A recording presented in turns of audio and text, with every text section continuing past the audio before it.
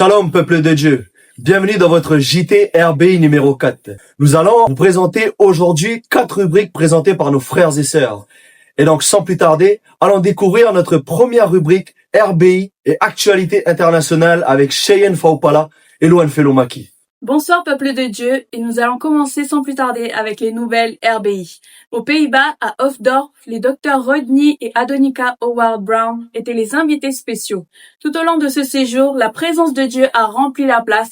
Les ministres, les dirigeants et les croyants de plus de 20 nations différentes ont été rafraîchis, renforcés, équipés pour impacter les nations avec plus d'audace et de feu. 253 âmes ont été gagnées et d'innombrables personnes ont répondu à l'appel de Dieu sur leur vie. Et beaucoup se sont inscrits maintenant à l'école River pour être formés au travail du ministère. Quelle joie! Cette conférence a marqué un nouveau niveau pour les ministres et les églises des Pays-Bas et bien au-delà. En France, la conférence tant attendue, intitulée L'Onction vivante, s'est déroulée le mardi 11 novembre à 19h et fut animée par le révérend Timothy Dean Ahmad. Retenons qu'il a été dit, l'onction c'est le débordement de sa propre vie en nous et sur nous pour nous revêtir et nous habiliter. Un événement en ligne qui a attiré de nombreux participants assoiffés de la parole. Sous le thème l'onction de Dieu, le pasteur Timothy Ahmad encourage chacun à se revêtir dans le lieu secret de l'onction donnée par Dieu. Revenons aux étudiants RBI France et Nouvelle-Calédonie et parlons d'évangélisation. Du 27 octobre au 2 novembre 2025, en une semaine, 599 décisions à Christ, 2175 annoncées et 27 guérisons ont eu lieu. N'est-ce pas incroyable combien une seule obéissance peut sauver? Levons-nous ensemble, frères et sœurs. D'ailleurs, sais-tu qu'il y aura une grande évangélisation nocturne le 5 décembre prochain? Puis un rassemblement des 120 avec pour thème la contrition, des événements à ne pas rater, alors reste connecté pour avoir plus d'informations. C'était vos nouvelles RBI et je laisse maintenant la parole à ma sœur Louane Felomaki. Soyez bénis. Poursuivons avec l'actualité dans le monde. Dans certaines régions d'Afrique, le groupe État islamique impose aux chrétiens un choix tragique.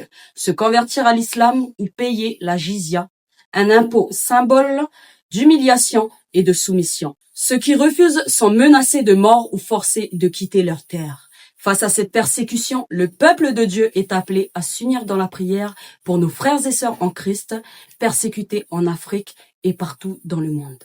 En Iran, la chrétienne Mina Kajavi, âgée de 61 ans, a retrouvé la liberté le lundi 20 octobre, après 2 années passées dans la célèbre prison d'Evin. Condamnée en 2022 à 6 ans de détention pour avoir dirigé une église de maison, Mina a enduré de grandes souffrances durant son emprisonnement. Avant son incarcération, elle avait été victime d'un accident de voiture et devait être opérée à la cheville. Malgré sa blessure, elle n'a reçu aucun soin médical en prison. Louons le Seigneur pour sa libération et merci à ceux qui ont signé la pétition en faveur de sa cause. Découvrons l'actualité à Porto Rico. Le célèbre rappeur portoricain Daddy Yankee a officiellement déclaré qu'il vivra désormais pour Jésus-Christ. L'artiste revient sur le devant de la scène avec un nouvel album chrétien. Né de sa rencontre avec Dieu et de son désir de partager l'évangile à travers la musique. Dans une interview accordée au magazine Billboard le 10 octobre dernier, Daddy Yankee explique que son album s'inspire du psaume 30, verset 11, un passage qui parle de la transformation de la douleur en joie et du malheur en célébration. Il affirme « Je ne peux pas simplement me convertir et rester silencieux. Ce n'est pas seulement faire de la musique chrétienne, mais faire en sorte que le royaume de Dieu fasse partie de la culture pop. » Au Niger, un nouvel enlèvement suscite l'inquiétude dans la communauté chrétienne internationale. Le missionnaire américain Kevin Ridout a été enlevé dans la nuit du 21 au 22 octobre à Niamey par 3 hommes armés soupçonnés d'être des djihadistes. Selon le département d'État américain, son téléphone aurait été localisé dans une zone contrôlée par des groupes affiliés à l'État islamique. L'association humanitaire Samaritan Purse, dirigée par l'évangéliste Franklin Graham, appelle à prier pour la protection et le retour du missionnaire. Le pasteur Josh Sullivan, lui-même ancien otage en Afrique du Sud dernier, s'est également joint à cet appel à la prière. Et pour terminer, en Égypte, De nouvelles attaques antichrétiennes ont éclaté après la rumeur d'une relation entre un chrétien et une musulmane. Des propriétés chrétiennes ont été incendiées par une foule en colère, selon l'organisation Christian Solidarity Worldwide. L'ONG dénonce des violences sectaires récurrentes en Haute-Égypte et souligne que les auteurs sont souvent peu ou pas sanctionnés par l'État. CSW appelle les autorités égyptiennes à protéger tous les citoyens sans distinction religieuse, à lutter contre les discours de haine et à rendre justice aux victimes. L'organisation s'inquiète enfin d'une pression croissante sur les minorités religieuses, malgré la garantie de liberté de culte inscrite dans la Constitution. C'était vos nouvelles dans le monde. Soyez bénis. Amen. Merci Cheyenne et Louane pour ces informations. Bien-aimés, ayant une pensée dans nos prières pour nos frères et sœurs qui se font persécuter dans le monde entier. Nous passons désormais à notre deuxième rubrique, 100 chrétiens, présentée par Diaconesse Inès Sayoliwa. Bien-aimés dans le Seigneur, nous nous retrouvons ce soir avec l'artiste Konosko et son titre Fleur fanée. Inspiré d'une histoire vraie, Fleur fanée aborde le suicide au travers du combat silencieux d'une jeune fille. À ses côtés, un artiste impuissant face à cette situation, mais surtout la présence d'un grand Dieu toujours prêt à tendre la main et à relever son enfant. Konosko décrit ce chant comme un cri du cœur d'une génération blessée, comme une prière pour ceux et celles qui n'ont plus la force d'en faire une. Je vous laisse sans plus tarder découvrir un extrait. Côté hublot, je rentre de tournée. Et puis je repense à cette fleur fanée. Je me dis que ça fait des années que je veux m'ôter la vie. La gorge céréale s'efforce de m'expliquer tout ce qu'elle ressent. Et puis je la vois s'effondrer car elle résiste depuis trop longtemps. J'ai pas les mots si vous saviez. Il n'y a que toi papa pour la sauver. Oh papa, ma musique ne suffit pas. Il y a tellement d'âmes qui ont besoin de toi. Alors viens parler encore plus fort que nos voix. Quand avons-nous cessé de voir toute la douleur? Pourquoi le goût de la vie n'a-t-il plus de saveur? Comment redonner à ciel gris toute sa couleur? J'aimerais qu'on me dise... Mon frère, ma sœur, peut-être que toi-même en ce moment tu traverses la dépression. Peut-être que tu as un proche qui a des idées suicidaires. Alors permettez-moi de vous encourager. Tout comme cet artiste, je crois fermement que Dieu le tout. Et que le Dieu qui a ressuscité Lazare peut ressusciter tout ce que nous pensons mort en nous. Prions le Saint-Esprit afin d'être sensibles et de voir nos frères et sœurs que le monde ne voit pas, afin de leur donner la vie, leur donner Christ. Je vous laisse avec cette parole dans Ésaïe 59:1 qui déclare « Non, la main de l'Éternel n'est pas trop courte pour sauver, ni son oreille trop dure pour entendre. » Nous nous retrouvons bientôt pour une autre rubrique son. En attendant, bonne écoute et demeurez bénis.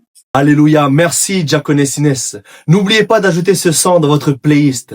D'ailleurs, petite question, quelle louange vous a le plus touché depuis le commencement des JT RBI? Mettez votre réponse en commentaire. Frères et sœurs, allons à la rencontre du diacre Jérôme Goulouman et écoutons ensemble son témoignage. Un extrait de Lino Massi. Je suis le frère Jérôme. Je viens témoigner sur la manière dont Dieu m'a touché, m'a appelé. Je suis marié maintenant, ça fait 21 ans. Et il y a 3 ans de cela, avec mon épouse, nous allions divorcer. Toutes les tensions, toutes les discordes qui a eu lieu avant m'avaient vraiment très attristé. J'avais comme un désespoir au fond du cœur. Et au moment où vraiment j'ai senti que je touchais fond, je me suis vraiment tourné vers Dieu et passé plusieurs soirs à demander à Dieu de retirer cette noirceur, ce désespoir au fond de mon cœur.